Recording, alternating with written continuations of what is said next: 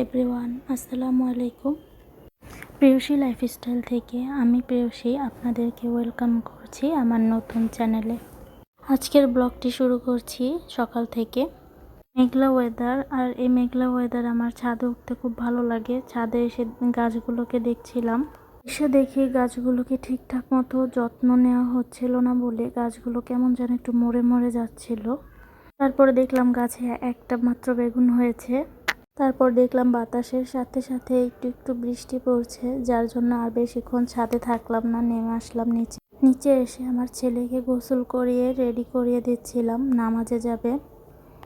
তারপরে এই যে দেখেন, সে আতর দিচ্ছে নিজে নিজে, আর তার বাবার জন্য ওয়েট করতেছিল। তার বাবা গোসল করতেছিল। এরপর তার বাবা গোসল করে এসে রেডি হয়ে দুইজন একসাথে নামাজ পড়তে গেল।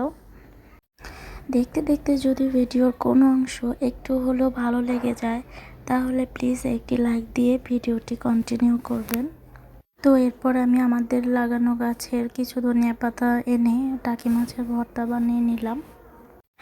আর এর সাথে আমি রান্না করেছি চিংড়ি মাছ দিয়ে লাউ আর গরুর মাংস।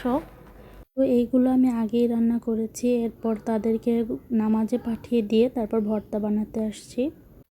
তো আজকে সকালে অনেকগুলো কাপড় ধুয়েছি, যার জন্য রান্না করতে দেরি হয়ে গেছে। তার উপর আবার তাদেরকে রেডি করে মসজিদে পাঠিয়ে দিয়ে তারপরে আসছি ভর্তা বানাতে। তাড়াতাড়ি সব কিছু রেডি করে নিচ্ছিলাম, কারণ তারা নামাজ পড়ে এসেই খাবার চাইবে। তো এই তো আমার ভর্তা বানানো রেডি।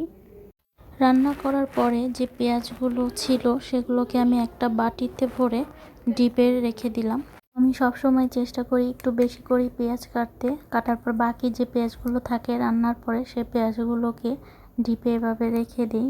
অনেক সময় খুব তাড়াহুড়ো থাকে কাজের বা রান্না করার অনেক তাড়াহুড়ো থাকে, তখন দেখা যায় যে এই পেঁয়াজগুলো থাকলে আমি সহজেই রান্নাটা বসিয়ে দিতে পারি, তো ঝামেলা করতে হয় না। আর আমার কাছে সব থেকে বেশি বিরক্ত লাগে এই পেঁয়াজ কাটতে, যার জন্য আমি একটা সময় বসে অনেকগুলো পেঁয়াজ কেটে একসাথে ডিপে রেখে দিই। তো আজকের ভিডিওটি এ পর্যন্তই। দেখা হবে আবার নেক্সট ব্লগে। সে পর্যন্ত সবাই ভালো থাকবেন, সুস্থ থাকবেন। আল্লাহ হাফেজ।